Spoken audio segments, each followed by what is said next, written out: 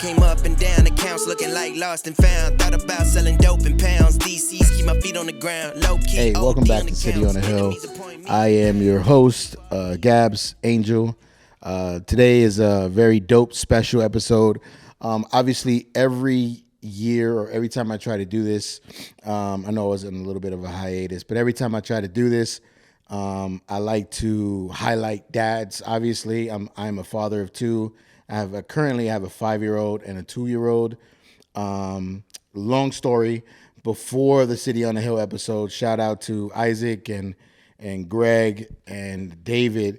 But there was a pod that we had called the Dad Shoes Podcast, and that's how we just started talking about being fathers. And when this one came around, I still wanted to incorporate some of those conversations in here. So this is like my favorite episode out of everything in the year. And then obviously the episodes with me and my wife. But yeah, so today, all that to say, we're having a conversation around fatherhood, around being a dad, and it's dropping on Father's Day. But yeah, without further ado, I want to introduce my guest for today, Nelson. Welcome, brother. Yeah, thank you for having me, bro. It's an honor. I appreciate you. Cool. Let's get it. So I want to start with, we got to try to be as funny and serious as we possibly can, because this can go left with jokes. But yeah, I guess I'll start it off, and I'll talk a little bit about my first day at RAG and how I met you and I met the rest of the group. I remember looking at the website first and seeing everybody's like, what was it, like the about us, like, and meet the team, and then you had like a pair of like Salehis on your like ear kind of thing, and I was like, oh, that's cool, like Salehis and stuff like that. And I think you had a New York hat on or something like that. I did. Yeah, it was a New York hat. So I was like, oh, he's a New Yorker. Now I've come to learn that everybody wears like just Yankee hats and call them New York hats out here. But anyway, that's a different conversation. But I remember like one of the first days I came in, Jose took me to the back of the office and introduced me to the staff. And you weren't in there. I have like a vivid memory. It's crazy, right? And then you weren't in there. You were outside, but then you came in with a ski mask on. And then you were like, oh, cool shoes. And that's all you said to me. And I was like, oh, man, this guy's cool. Long story short, we got to chop it up a little bit. And we have very similar backgrounds. We even have like similar like networks of people back in the East Coast. And that was pretty dope. It was good off the rip to see someone that I hit it off with right away. A lot of people at the office say me and you are like the same. We have the same kind of like style. Not only like, well, fashion probably very different. I have more the Action Bronson style, right? You have like a better style. But I think as far as like the calm, chill demeanor of like everything's cool, people like us a lot. I'm not being boastful or prideful, I promise. But I'll stop it. But what I'm saying is, yeah, I've always heard that. So obviously me and you hit it off really well. Me, you, and a few others. Yeah, I guess I want to start with when I first met you. You were a fairly new dad, right? It was just a couple months or a couple weeks. Yeah, I think. When did you start? When did I meet you? My start date was January 28th. Oh yeah, of this year? No, last year. Wait, of 2023. Yeah. Oh yeah, my son was like a month. Yeah, he was born in December of 22. So yeah, it was fresh, right? Yeah, super fresh. Yeah, that was fire. And I remember, interesting enough, like all the stuff that you were kind of going through, like the first couple months, I remember being in those months with my kids. Yeah. And I thought it was pretty cool how we got to at least even on that off rip kind of share. So I'll start with like, now your son is how old? Maybe about to be a year and a half. He'll be a year and a half in like 2 weeks. How's it been being a dad or a father? I feel like the first thing that always comes to mind, like now, because I think, you know, us as human beings, it's all like kind of, we think of like relative, like right now, you know, for me right now, like it's a lot of fun. Like seeing him develop on a daily basis is crazy. Him turn into a little parrot and repeating everything. But just seeing him, you know, walk and talk, explore, just learn. It's been a lot of fun, but it's also been a huge growing season for myself and my wife, right? I think we're being pressed in ways that obviously we've never been before because we're both first-time parents. You know what I mean? So as of right now, to say like today, the best way I could wrap up being a father is like it's so much fun. It's exciting. It's also a little scary in the context of just how fast it's going to. You always hear from parents like it happens fast, happens this, and you think like, you know, okay, you hear that, but man, like I can vividly remember when my boy could barely move, you know, like we had to do everything for him. So it's a little scary in that sense, but it's a lot of fun. And yeah, I think it's rewarding at the same time because the growth that comes from like that pressing is real. Yeah. What's one of the like first initial experiences that you had with him that was like, man, I'm a dad. Like I'm like, wow, I'm a father now. Like, man. Was there a moment? I think there was multiple. But I mean, like, you know, you changing a diaper every day. It's like, damn, I'm a pops, you know. But me and my wife still sit there and be like, every day, like, I can't believe we have a kid. You know, like, I can't believe this small human being is our responsibility. But I think, I mean, the biggest thing I was telling you about earlier, like, now hearing him call me, call my name, like, cry for me, like, those type of things are crazy, you know, like, I don't know, growing up, you imagine, like, oh, I'm going to have my own family one day, I'm this and that. But once it actually happens, it's different, you know. But I would say that one moment was probably, if I could pinpoint it to one, it's probably the first time I came home from work and he ran up to me. Yeah. That was probably that moment like, oh, yeah, I'm a pops, you know, like to see the joy in his eyes, to see him like literally sprint towards the door. That was like, okay, to see that excitement. That was like, okay, I'm a dad. That was probably the first time. Yeah. That's good. I remember you talking about changing diapers. I remember the first time I changed the diaper without my wife. Shout out to her, man. I actually have it recorded so I could post it or share it with you guys later. It took me 5 minutes, bro. It took me 5 minutes. I used like 10 wipes, which is a big no-no. You don't use all those wipes. My wife used like 2 wipes and she folds them and she does her thing. Was it pee or poop? It was poop. I literally was gagging the entire time. It was awful. Like, it was insane.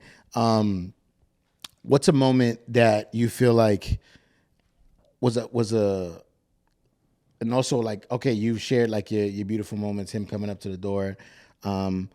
What's one of those like your first worry moment as a father? Ooh, first worry moment.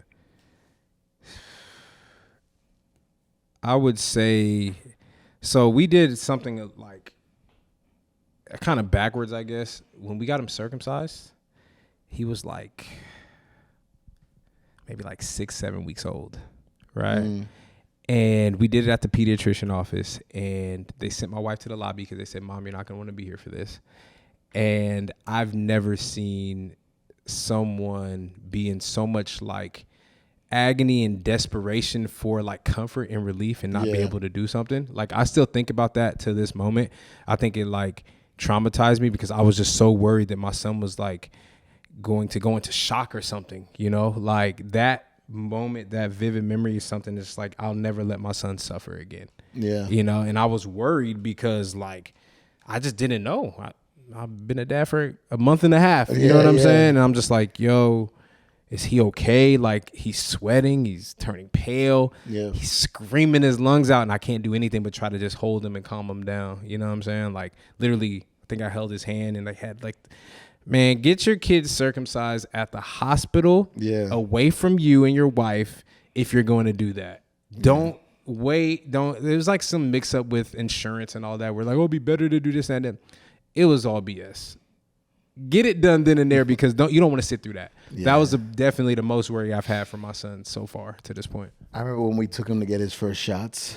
I think it was Jordan. When we took him to get his first shots, they had to prick him twice. The first one was solid. And I was like, oh, okay, cool. You know, the second one, I remember the nurse was like, okay, like to Denise, like, okay, hold him. I'm like, what are you holding him for? And I'm just sitting there and all you heard was cat like that, like the little prick thing. And he starts yelling, top of his lungs, spazzing. And I'm like, I'm about to beat this nurse up. Like I'm about to do damage right now in this little room. And it was one of the most, I have it recorded. Why? I don't know. But it was one of the most like damaging feelings of like, yo, like, what the hell just happened kind of thing. And then, yeah, and it just kept happening after every other shot we had to keep going to. I never got used to it. But you mentioned something where you were talking about, like, you know, you're a new dad. You were a new dad. You didn't know. You know what I mean? I guess before, let's talk about before Mav. You know what I mean? Like, how was that stepping into, like, what you didn't know, what you were trying to learn, like, before the baby came? Like, how was that part of life for you? Man, my entire life, I've never been like a big studier. When I go back to school and all that, I feel like if I know it, you know it, right? Yeah. That was just me. I never studied for tests. I never really did homework, but I never studied for tests, and I was more like the type of person where, like, if I get it, I'll get it, right? And when it came to, like, parenthood and, like, my wife being pregnant and all that, I was just like, honestly, I'm gonna trust God and let him, like, impart wisdom on me type of deal. Yeah. But I felt like, yeah, there's certain things, like I was in the baby app and I was tracking the fetus and all that type of stuff, learning how it's developing and all that. But when it came to parenting, man, I think I leaned on a couple things. I leaned on a lot of experiences I had growing up that I didn't want to repeat. And then I leaned on God. Yeah. And we're just like, I'm gonna let you guide this. You know, that's how I've kind of always lived my life. It's not like a passive approach, but it's more like doing my best to trust him the best I can in anything unknown, right? Yeah. And know that if he put me in a situation, he's gonna grace me for it. And that's always been kind of my approach, where, like, if God has given me something, he's blessed me with something, I know that he's graced me for it. And I know for anything I don't know, yes, I could do my research, I could go look into things, but I know ultimately he's gonna impart what I need, right? So that was always my approach. But yeah, when my wife got pregnant, man, I was just excited. Yeah. I was hella excited, yo, because I've always just desired, I guess, having a family, you know? And that whole process of, like, if it's going to be a boy or girl was just, like, interesting to me, because to be honest with you, so shout out to my beautiful wife, Natalie, and my son, Maverick. I always, like, growing up, I'm like, yeah, I need to have a boy first. I just want to have a boy first, right? Yeah. But once she got pregnant, there was something about the desire to have a little baby girl, and I wanted a girl. Like, ultimately, I wanted a girl, but I also had this thought in the back of my mind, like, I knew I need to have a boy because I'm the last to carry my family name. So I was like, damn, I feel the pressure of needing to have a boy to continue the family legacy type of deal.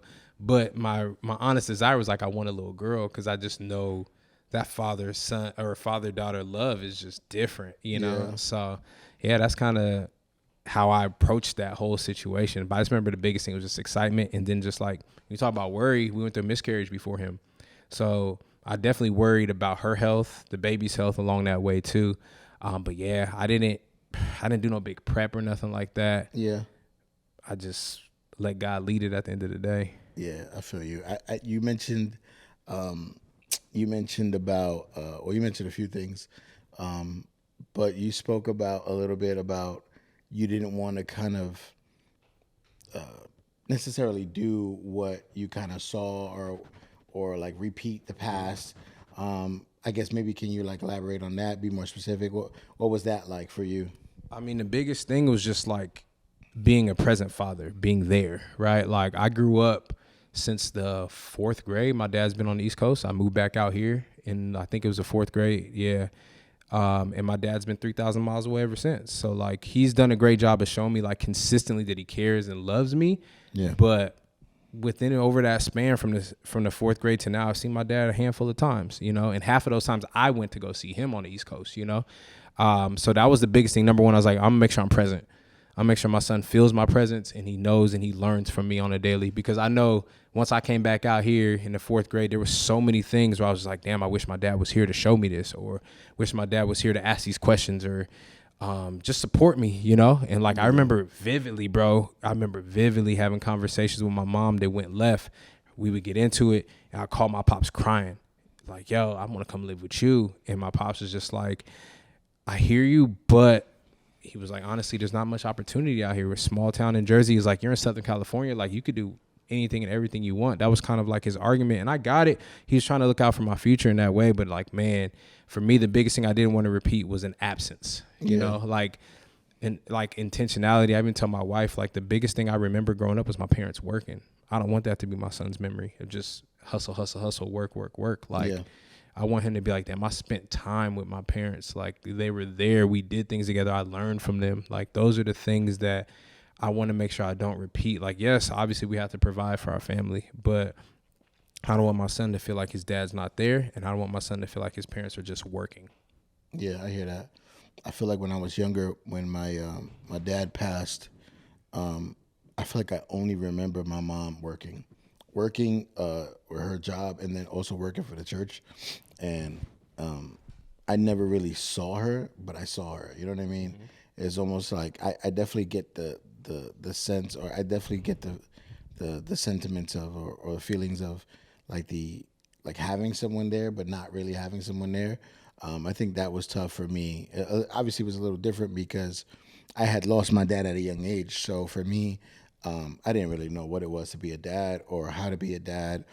And I also struggled with not knowing what, my wife, how she needed to be as a mother. You know what I mean? Obviously, I wasn't teaching her how to be as a mother, but I didn't know what a good mother role model was, even though obviously my mother did the best that she could. But I mean, with those circumstances, I understand. She lost her husband. I couldn't even fathom something like that. Mm-hmm. So going back a little bit, and I know we're gonna probably get back on this conversation, but before Mav came, how was Nat's experience with I guess about to be a mother and how she was feeling? I know for my wife, it was such a tough thing. She had 2 very bad pregnancies, mm-hmm. and it was just so tough for her. But it was something that she was looking forward to. But then it was something like it almost traumatized her to the point where she's afraid to have another baby again. So how was that for her? Man, my biggest priority was to make sure she wasn't feeling stressed. But ultimately, like I said, we went through a miscarriage in July of 2021. Yeah, and then we found out we were pregnant in like April of 2022. And the biggest thing that sucks is like I remember she just had so much fear initially, like within that first trimester before, you kind of get like that first like deep breath of like, okay, everything's okay type of deal. Like, yeah. I just remember being worried, and I was doing my best to try to settle her heart and stuff like that, but it was tough, but her experience was like, she was hella sick too. And she was like sick around the clock. It wasn't just like morning sickness. Like she can only eat like crackers and tamales, bro. That's all she would eat. Random. That's the only thing that would stay down for her, bro. Yeah. But yeah, I remember like it was in the beginning, it was a lot of fear, a lot of worry, and it was heavy on me, but I just did my best to be like, yo, try to be a positive reinforcement. Y'all know me. I'm one of the most positive people you'll meet. Yeah. But yeah, it was a lot of fear, worry. And then once we kind of got past like the first trimester, then she kind of took a deep breath and all the checkups were going great. His heartbeat was strong.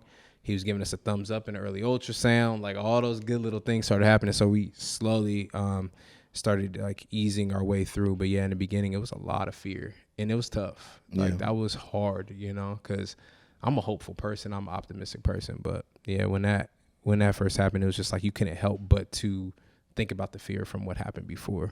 Yeah, I feel that. I know you mentioned it twice already, but I know when we used to talk before, obviously we still do, but I remember the miscarriage was something you actually didn't speak about, but you mentioned it twice already. Like, so I'll ask, how was that for you guys, and what was that process like? And yeah. Man, I feel like when pregnancy becomes a topic and it becomes a real thing in a relationship, that's probably the biggest fear, right? And yeah, I think I'm at a place now where I can talk about it because at the end of the day, my God's a redemptive God and he redeemed our story. That wasn't the end of our story, right? But man, from the beginning, I'll just give you the story of it really quick. So I feel like we went on a vacation or something that year. I think we went to Cancun in June. July of that year, my birthday comes around. My wife, we get home, we go out to eat or something on my birthday, right? and my wife says, "Hey, I got one last surprise for you." I'm laying in bed about to fall asleep. I'm like, "Okay, got a surprise for me, right?" Husband and wife type stuff, right? Yeah. No, bro. She threw like 3 pregnancy tests on the bed. 3? Yeah, just to be sure. My wife is a very like not on the bed. You know what I'm saying? She threw them on the bed. It was clean. It was washed off. She threw them, and I turned over and I look and I'm like, no way. I'm like, you playing? Like, no way. And I just remember like yelling, like it was late too. It was probably like 1, 2 in the morning. We went out to eat drinks and all that, right? And I was just like, no way. Like it was the best like birthday surprise I could have asked for, you know? A week later, I forgot what we were doing. We were out with like some family, and Nat goes to the restroom. She comes back. She's like, I'm bleeding a little bit. I'm like, okay, you know, heard from the baby app that, you know, spotting and stuff like that's normal, right?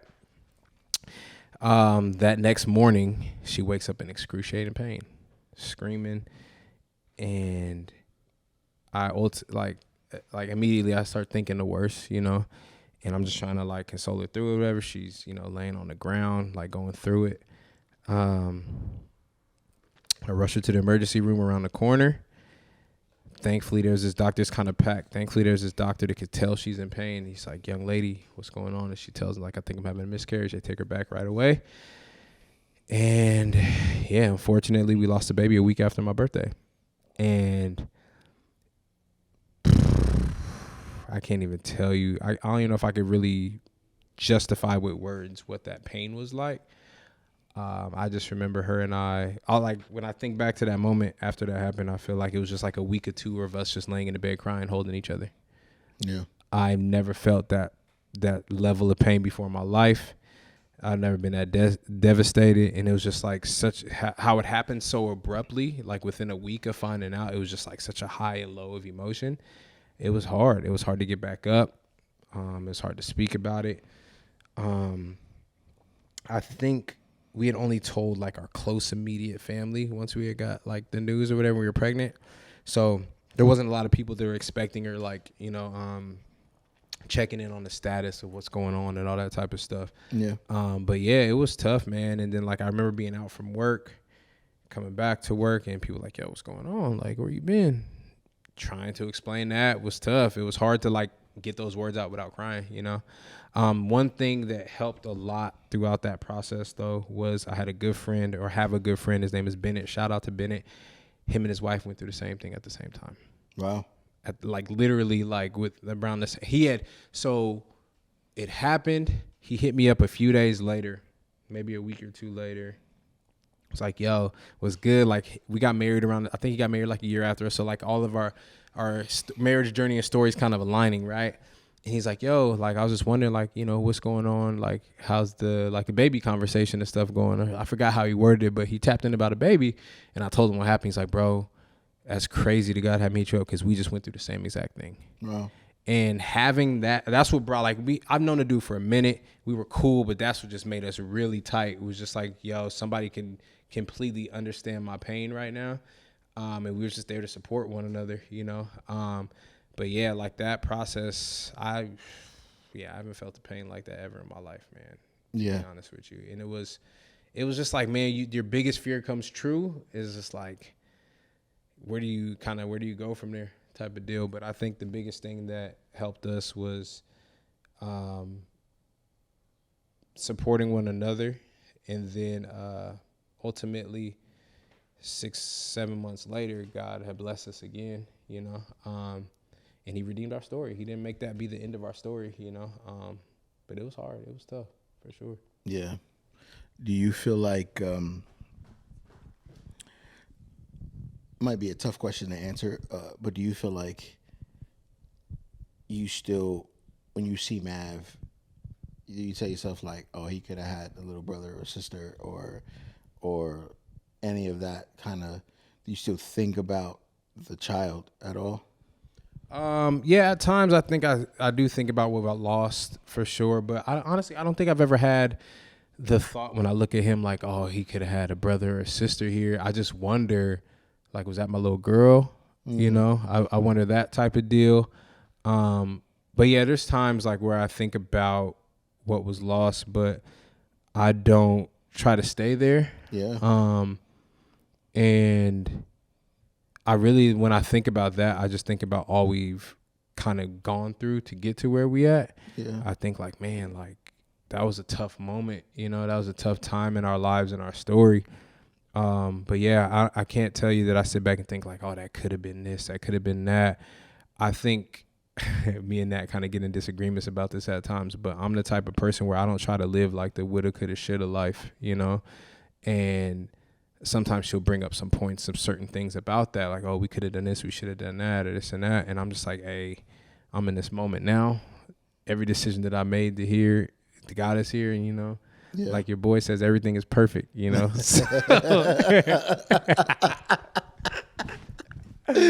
I hear you. Everything is perfect. Everything's perfect, bro. Man. Well, one, thank you for sharing. Thank you for being vulnerable enough to share that. You said earlier that, like, having your own family, wanting your own family, like, that was pretty big for you. I want to get into the conversation of family, but even in that time, how was it being a husband? Like, because obviously, yes, we're dads, we're fathers, but being a husband is a crucial role in our story for sure.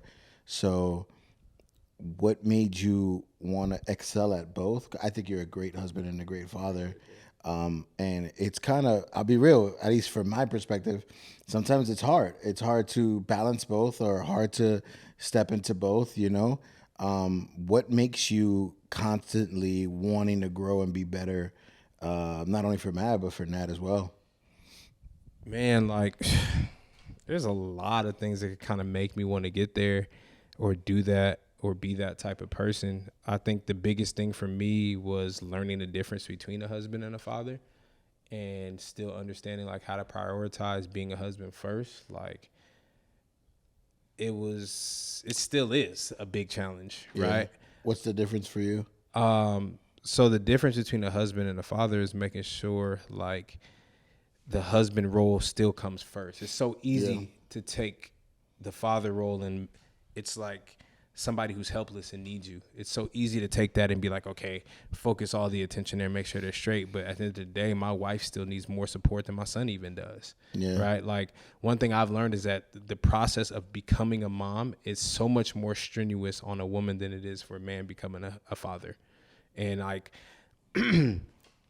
when I fully understood that, and when my wife opened up and let me into what she's going through, how she felt, I realized like, damn, like, my son needs me, my family needs me, but my wife needs me even more. You know? So the biggest difference is just making sure I understand the roles between the two, and just knowing like, okay, there's support, and then there's like provision, right? I feel like I need to be the biggest support that I can be for her, because if I am that for her, then the providing becomes easier for the both of us. Yeah. So that would probably be the biggest thing between the difference between the two. And what makes me want to excel at it is just like, I think I'm just naturally a people person. And if I'm called to be around a certain people, I'm going to love them 100%, the best to my ability, right? So that's what makes me be like, okay, if I have my wife and I have my son, we are like a unit now. We're a family. Like, okay, let me make sure she's good to the best of my ability. Let me hear her out. Let me not be stubborn. Not let pride and ego take over. Yeah. And let me give her the best I can. And then, okay, little man, what's good? Like, I got you, you know? And it doesn't have to be a one or the other. It's definitely a both and, you know? That's and good. I feel like God has given me that strength and that grace to do it because he provided it for me. If he didn't provide it for me, then I wouldn't be able to do it, you know? Right. In those moments where it is tough, because it definitely does get tough, right? In those moments where it's hard, it's tough, it's frustrating, it's draining. Like, I just think of like, man, I'm a blessed person at the end of the day. Like, there's so many people who don't have what I do, you know, and our circumstance can always be worse. And I think that's what I can remind myself to get through those tougher moments, you know? Yeah. You know, you spoke about being like a unit. As long as I've known you, you not only go far and dream and create, but you love taking people with you.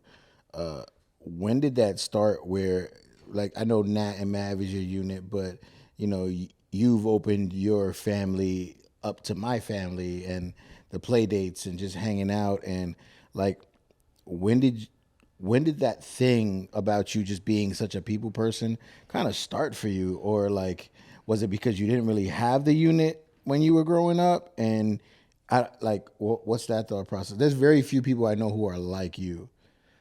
I think to answer your first question, when did I become kind of that people person? I honestly feel like I got ingrained in that from birth from my pops. I feel like I have my dad's personality, have my dad's laugh, but I look just like my mom. So I think that's part of the reason why I drove her crazy growing up, right? Like I'm acting like my dad, but she's looking in the mirror type of deal, right? But as long as I can remember the stories my parents used to tell me, it was like I was the type of kid where like I would speak to anybody in the room. Like I never felt uncomfortable just having conversations with people, and I'm starting to see that in Mad now, which is crazy. So that's where that kind of started me being a people person. That's just who God made me to be. Like it was never a conscious decision. Like me and my wife joke because I'm like a social introvert. I'm the type of person in public where like I'll hold a great conversation with you, but I'll probably never start it. I'm gonna stay to myself. I'm gonna chill out. I'm gonna stay low key. But if somebody does spark a conversation or something does happen, like I can hold the conversation with anybody, right? So that's how kind of that started. But then like to answer your second question about like the unit and seeing like how I wanted to form that. Yeah, it definitely started with like growing up. It's just like my family was broken up, like it was father here, mother here. Me and my mom ain't get along. There wasn't a lot of cohesion. Me and my sister as kids used to butt heads, like we were like elementary school.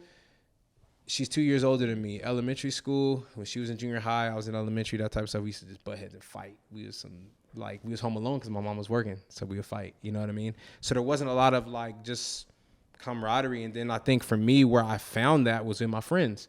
Within my circle, within my peoples, I found that, and those became my brothers instantly. I never had a brother growing up, so anybody I got close to, shout out to all my boys out there, you know who you are. Like, I got cats that I've been rocking with since the 7th grade that are still, like, good friends of mine. Yeah. And I think that's where, like, that saying, your friends are the family you choose, that's where it stemmed from for me. But I've just always loved people, man, and I've never could give you a justification of like why or where it came from, or like it was never a conscious decision. Like, I'm just gonna I just always love people. I love building relationships. I love having conversations, and I really thrive in that area when it comes to just like being around people. And it's weird because like 9 times out of 10, like inside my head, I'm like, I'm gonna be by myself. Yeah.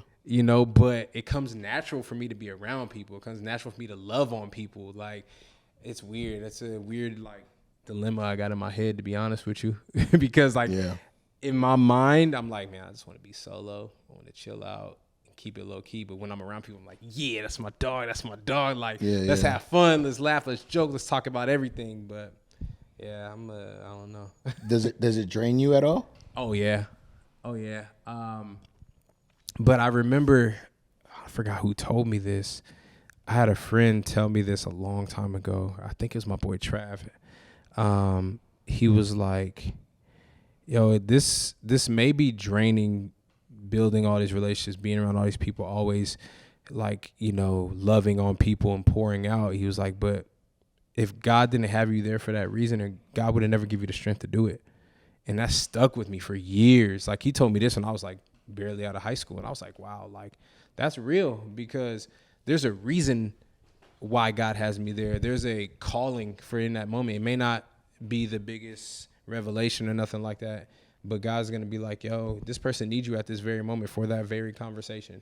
Yeah. And I've always tried to move intentionally that way. Like, okay, like everything is ordained. Like, that's what I believe, like I don't believe in coincidence. I don't believe in luck. I believe like God's controlling all of this. And if he calls me to be around these people, he calls me to have these conversations, calls me to meet these people, be in this place in that time. It's like, there's a reason for it, and I may not see it now, I may not see the fruit of it now. We know that within building relationships. We may not see that fruit right away, but there's something that, we can bank on, like, okay, God's got this. And that's how I believe it, for sure. Yeah, that's good. I know I'm switching gears a bit, but I know that type of love. Well, first, let me say this before I forget. I was watching a pod the other day, or a clip of a pod, I don't know if you remember. I believe his name is Twitch. He passed away. But his wife was, I think it was his wife. I'm sorry if it wasn't. She was talking about how much like love he gave to people, and how much when he was outside of the house, he was just constantly giving and loving on people and happy and dancing. But then when he would get home, he was like either drained or just tired, or like fall into these like depression moments and stuff like that. And how it would literally like, she mentioned this thing that I thought was just so interesting. She mentioned that he felt like sometimes he felt like he didn't deserve love, so he would constantly just give it away. You know what I mean? So, and none of it, I guess, keep none of it for himself. But I think I relate to what you're saying a lot, because I feel like there was a point in my life where I love people, man. I care for people. My wife says like, yo, anybody calls any time of night, like you get up, you get dressed and you go, like, which is a gift and a curse, right? But it is scary sometimes when I don't allow myself to like reset and be loved and be cared for and kind of have that, because with this friend of mine, his name is Ray, he told me something. I used to get really bitter about like why don't people kind of love me the way I love them, kind of thing. We had a conversation about that before. Yeah. And I remember him telling me like not a lot of people have your heart. Like, it's just not a thing that people have. And when you do have it, you have to recognize that you also have to learn how to take care of it, and learn how to also allow yourself to be loved with the people who God has chosen to be around you. So that definitely stuck out for me.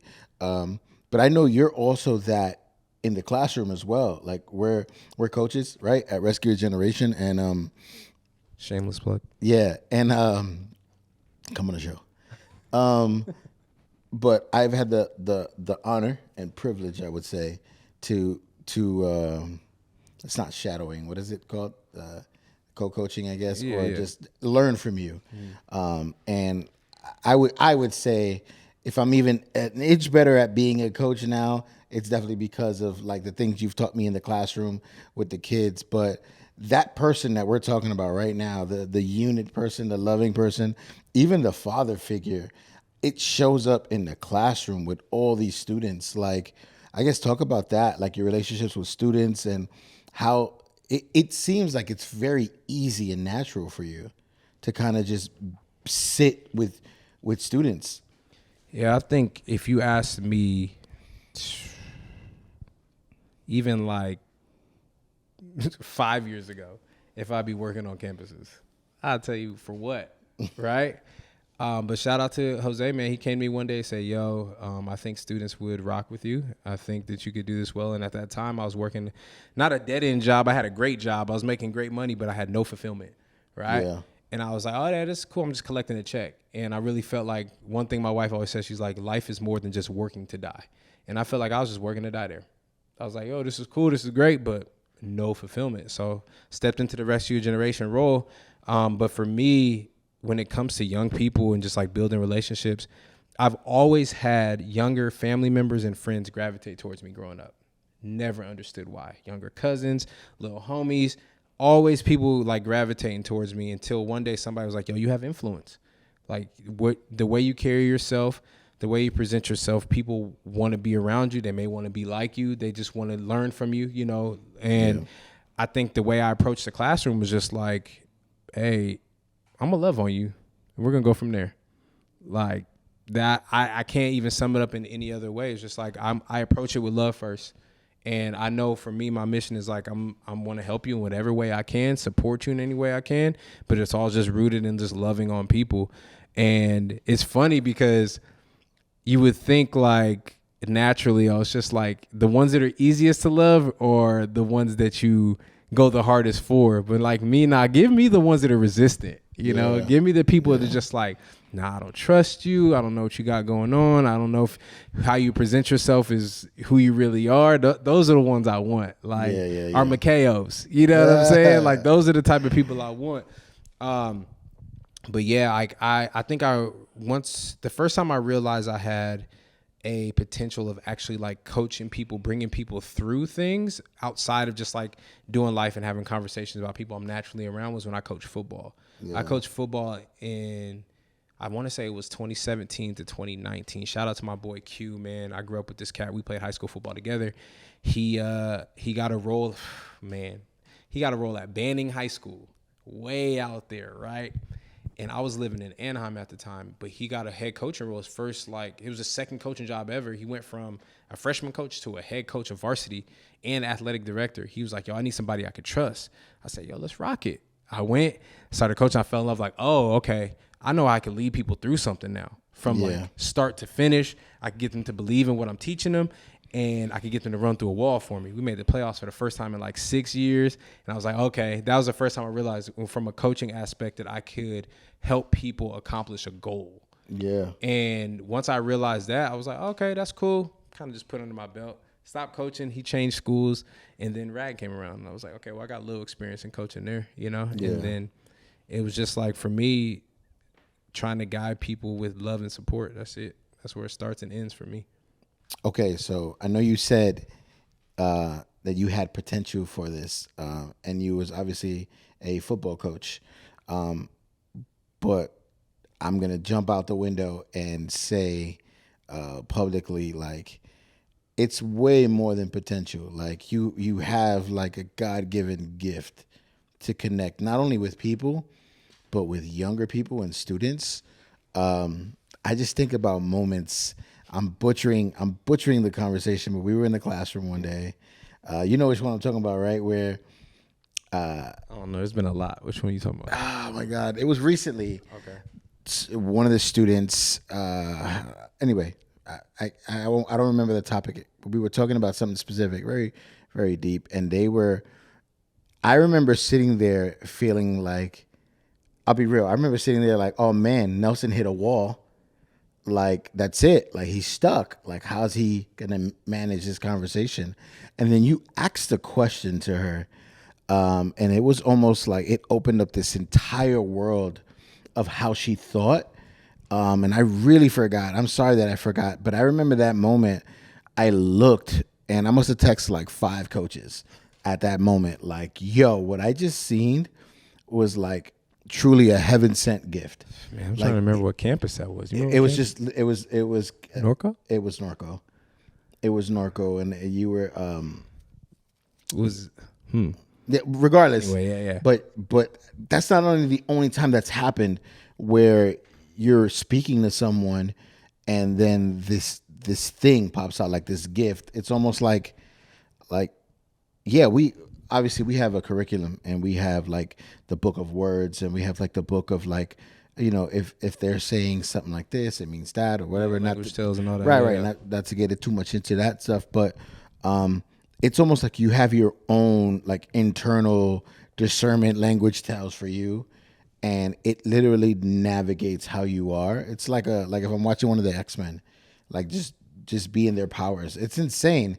But I've seen it. I've seen it where I'll go to a campus with you, and students that you had about 2-3 years ago show up at your class, and they know Nelson's going to be on campus today. I got to pull up to whatever class he's in just so I can have a conversation.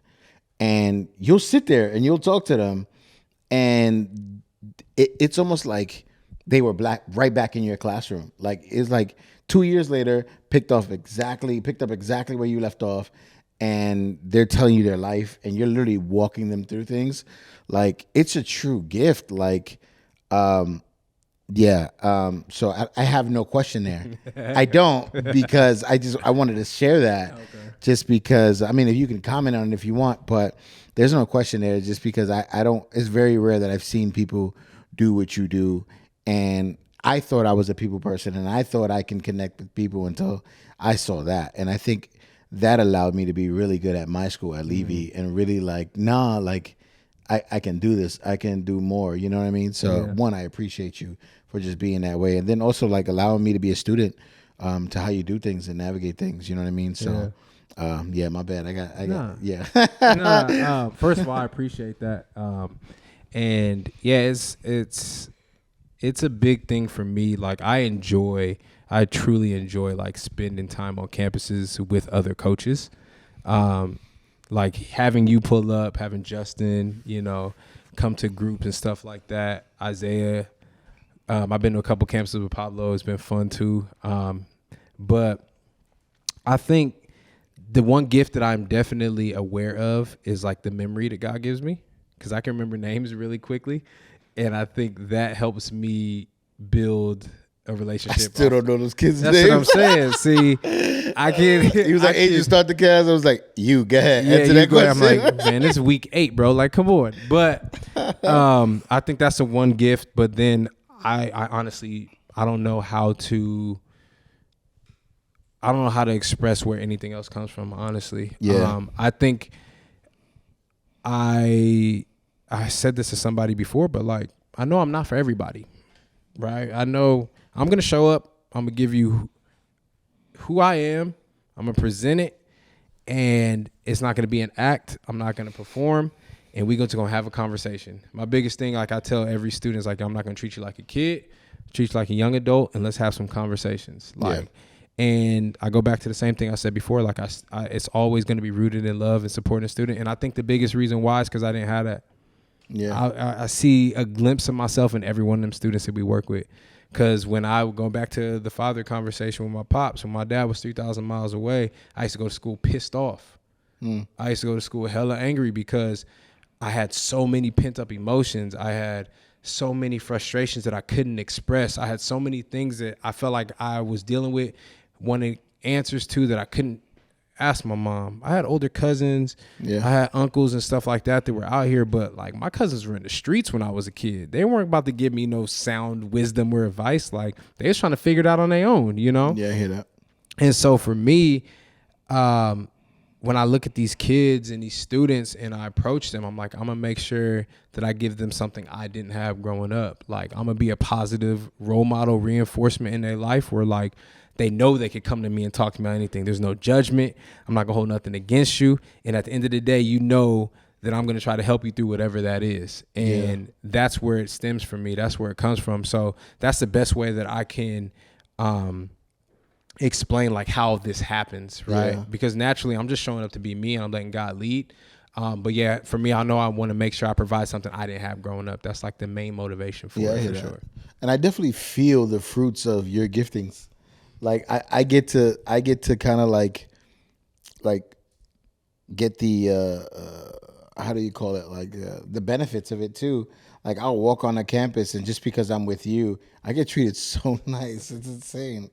But even I'll even to like, and we'll dead that part. But even with like schools, like with staff and teachers and guided and principals, like you've become almost like a place for them as well. Like it's insane the way you just navigate, and obviously that's with time and experience. And I know you've even mentioned that anybody can get there. I can get there. Like, you know, it's just like being very intentional. You know, talking about your dad and kind of how you grew up. You know, I'm a firm believer in be who you needed when you were younger, right? Mm-hmm. I guess, have you ever had a conversation with your dad about how, like, not only this, but how all of that is kind of played into the role of like Nelson's story? Unfortunately, no. I think growing up, I was taught by my grandparents to like kind of fear and revere adults, not in like a toxic way, but like treat them with the esteem that they deserve, right? Like my grandparents are really, really traditional. My grandfather made sure I was like, yes, sir, no, ma'am, you know, growing up. And I think for a long time, I felt like I wasn't in a place where I could have that conversation with my parents. Yeah. And I think now, understanding the type of parent I want to be, I feel like it's very vital and necessary to have those conversations. But to be honest, like I've put them to the side or procrastinated or made excuses to not really have those conversations yet. I remember one time I tried to have one really intentional conversation with my mom. It didn't go the way that I hoped it would.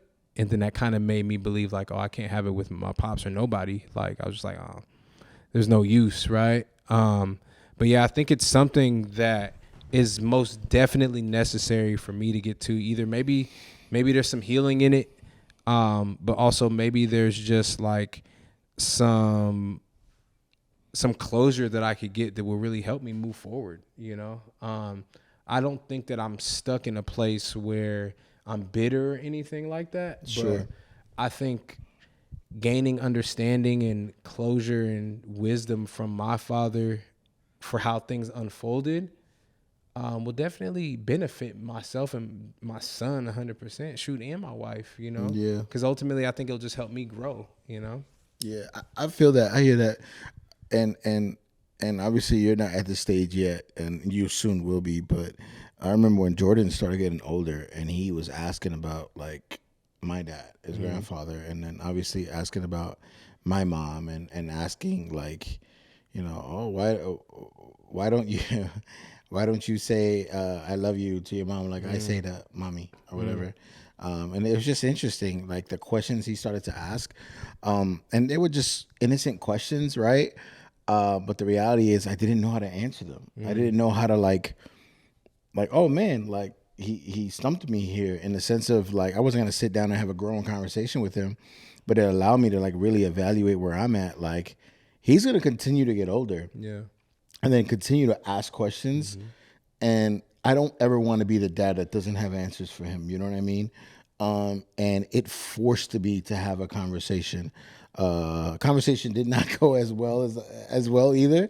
But I will say, since then, I've been less afraid to now have conversations when I need to. You know what I mean? Because now it was almost like I ripped that Band-Aid off. So now anything kind of comes up, I just have it. And it's almost become like very therapeutic for me. Do you feel like that conversation with you and your dad will probably happen obviously sooner rather than later? Yeah, I think it needs to be. For one, you know, time ain't gonna stop for us. Yeah. You know, so I don't need to waste it.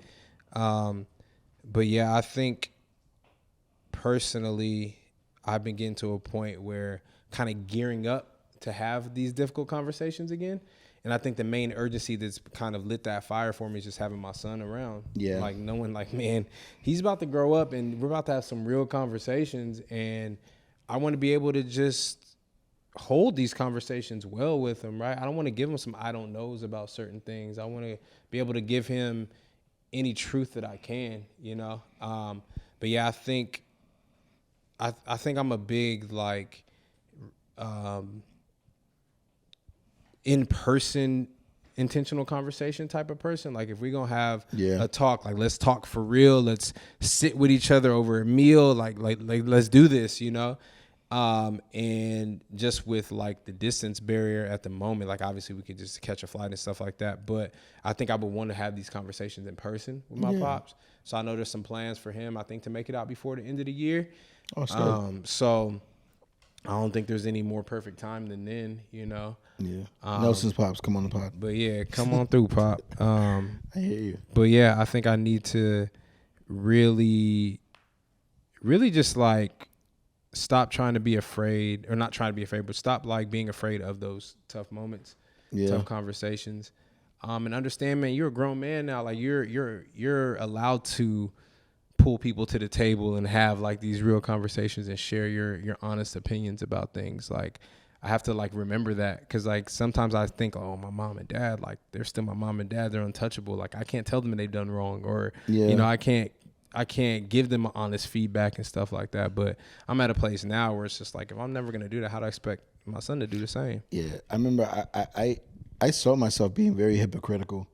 I remember I was so afraid to have conversations because I truly was afraid of the answer I was going to get, and that I wasn't going to get my questions answered, and then I was going to get this like dance around, or like this rudeness of like if I was a child still, kind of like, oh, you know, don't worry about it kind of thing. But I mean, I would say like it's been very, obviously I mentioned it's been very therapeutic, but it's also like allowed me to not to be like a hypocrite with my kids, and like I want them to be open with me, and I want them to share with me and come to me and tell me how you feel and express yourself. But yet I can't do that with my mom. You know what I mean? I felt like, oh, nah, like I think as they grow and they get older, you know, all the spaces that they're teaching me about, that I want them to just be with me, because I do want to break those like generational curses and things like that. Like, it's forcing me to still have to go back and kind of like, hey mom, this thing showed up again. Like, and just recently I had a conversation with my mom, and she was telling me like about like essentially some kind of like some abuse I was receiving as a child. And it was the first time I actually heard her actually talk about it and actually share her concerns and her emotions around it. And it was big because for a while I always felt like she was blind to it, but she saw it, you know what I mean? But then I got to see it, and obviously her seeing it is, I could sit and be like, oh, well, you did see it and you didn't do anything. I think as an adult and as a parent, I'm able to see what it wasn't just black and white. It was hard choices to make, hard decisions to make. Obviously, she didn't want her son to be taken advantage of or mistreated at all. You know what I mean? And I'm now understanding a lot of what she went through, and I'm actually forgiving a lot more because of my boys. So that's something that I feel like, one, I want for you, but obviously I wish we still had like a dope relationship, but I think I'm able to say I love you now, so that's cool. I don't think I do. So that's cool. But yeah, man. I know a lot of people watching the pod are gonna be like, they may not know this Nelson, or some of them, like your close friends, may know this Nelson. But you're also like this other side of you that is mixed in all of it, like a gumbo shot or a gumbo pot, right? It's like you're also a creative. You're a designer. You're a graphic designer, a web designer. Like you create content in your head as you walk around and all these things. Like I want to talk about that. I think we're gonna have a conversation on a later episode about just you being an entrepreneur and having clients and working for people and even starting businesses and stuff like that. But where did that side come from, and do you see it in your kid? That's a great question. Well, and if you want to like elaborate on like the things you've done, you can. Well, I mean, like you said, there's too many things we might just have another conversation. No, I get you. But no, I think I've always been the type of person where I love to make things my own. But back to the same thing I said about being like a people person. Like my parents, like were hella creative people as well. Like my mom, she worked for a lot of big companies in the apparel industry. And my father had his own boutique when he was younger in Harlem. Like he used to design his own suits in high school. Oh, fire. Like my pops used to do it. Like he was like, yeah, I was one of the first people, to cut the end of the tie off and make it a pocket square type joint. Like my pops was like that. So like I feel like for me that was just genetics, Yeah. But yeah, I just love. The thing is about creating, there's always a story behind it. And I love good stories. And I love creating stories. I love telling stories in unique ways. Yeah. I love bringing people together to help develop stories or create a story. But yeah, it's always been just my desire to, I can't get away. There's been times in my life where I tried to run away from the creative side of myself. Really? Yeah, where I was just like, I don't think I want to spend the time and the energy in that lane anymore, Like I just want to live a quiet life and, do my thing and try to start a family type of deal, But God was like, nah, that's not who you are, you know? And then ultimately just like natural things will come. People will come to me, conversations will happen, and just like something will be birthed of it, But with my son, man, what I see in him right now, I definitely see the passion for people. Yeah. I definitely see he's very assertive, and he has an attention to detail, and he gets frustrated when things aren't perfect already at 1.5. And I'm like, man, I gave you that and I'm sorry. Like if Woody's cowboy hat doesn't stay on, he's like, ugh. I'm just like, yo, Mav, it's okay. And I don't want to ingrain those things in him. And I don't want to put a pressure on him to make him feel like, oh, it has to be perfect, because I grew up always trying to be perfect, always searching for perfection. And it took a long time for me to get past that obsession, you know? Yeah. But yeah, I see him definitely loving people. I see him having an attention to detail, and I see him loving sports. So we'll see where that takes him, and what direction that goes in. But I look forward to exploring every possibility with him, man, and being right there to guide him through it all, you know, and whatever questions he has, hopefully I have the wisdom to answer him. If I don't, thankfully I've developed great relationships where I can ask somebody in that place, you know. I hear you. What's the difference between being a father and a dad? So I say anybody could be a dad. A dad is just at the end of the day like a sperm donor, right? I think for me, the difference between a dad and a father is somebody who's intentional about raising up someone, who's intentional about providing, correcting, loving, and just like guiding someone. You know, I think the role of a father is somebody who's like, yeah, I am going to make sure that this person has everything they may need, and I could teach this person everything that I know and then some. That would be it for me. All right, so you're someone who loves to kick game, loves to share what you've learned creatively as a dad, as a husband, as a graphic designer, as the many areas, you know. What's one piece of advice? Let's go with two pieces of advice that you would give a young father. A young father, I would say, that's a good question. The first piece of advice I would give is to protect your mental health. I think you're only as good as you are personally for anybody else. So if you're in a place where you're struggling and you're not voicing it, you're not only hurting yourself, but you're hurt the person that, you know, depends on you. Yeah, that would be the first piece of advice, man, because I know for me, I'm the type of person that grew up, you know, chin up, chest out, don't feel no pain, don't voice it, no vulnerability. I didn't know what vulnerability was until like 7 years ago, bro. You know what I mean? So I think the biggest thing I would say first, a piece of advice, is like protect your mental health, because if you're not okay, no one else that you care for is going to be okay. And then secondly, to young fathers, man, just show up.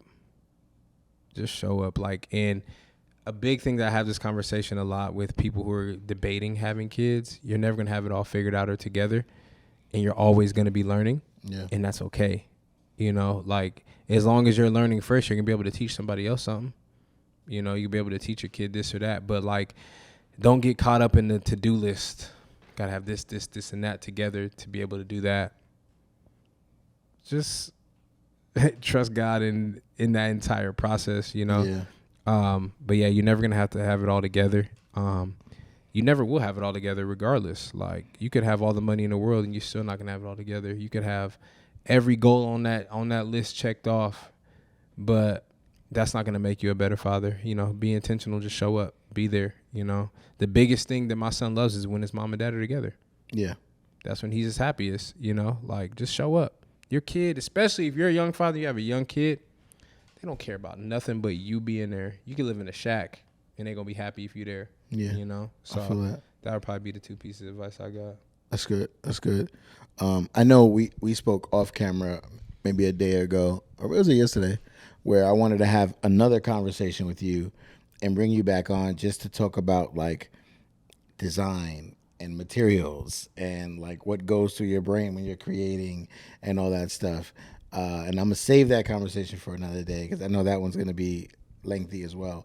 But what does the next 5 years look like for you, whether it be career-wise, whether it be family-wise? Like, are you trying to dabble back into being a creative and starting up again, or what does that look like for you? Yeah, within the next 5 years, man, I could definitely see myself being full-time back in the creative industry, whether that be for other brands or establishing, like, I'm working on a creative studio for myself.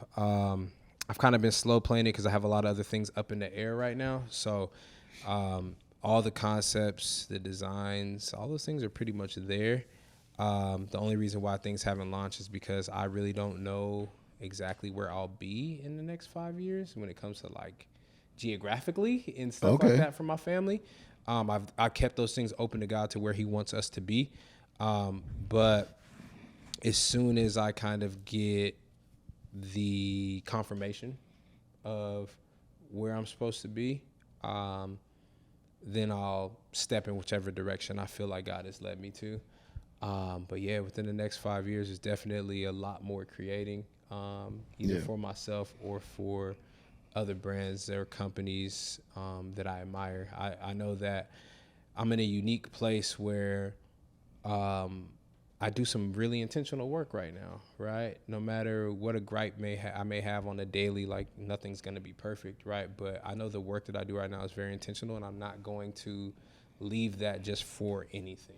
Yeah. You know, I know I came to the work I'm doing now because God wanted me to work on a lot of things within myself to help other people, and I feel like that's been happening.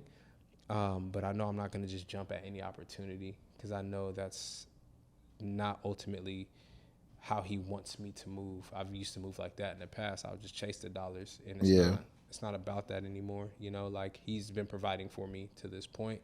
I can trust that he'll take care of me and my family. But every move from now on, I think it goes into being a father now. We can't move without intention, you know, because there's people we're providing for that are depending on us now. But yeah, the next 5 years looks like a lot more creative, a lot of fun with it for sure. That's fire. Yeah. Okay, something we ask everybody. If you had a billboard, where would you put it and what would it say? Oof. Where would I put it and what would it say? I would say easily location. It would be in like downtown LA, right off the 10. You and Larry, the same, bro. Easy, bro. Hey, people from Cali love Cali. Either there or Times Square, bro. Okay. Because if I'm going to have a billboard, I need eyes on it, right? Yeah. Like, what's the point of having a billboard in the middle of nowhere? Ain't nobody going to see it, right? So either Town Square or downtown LA. What would it say?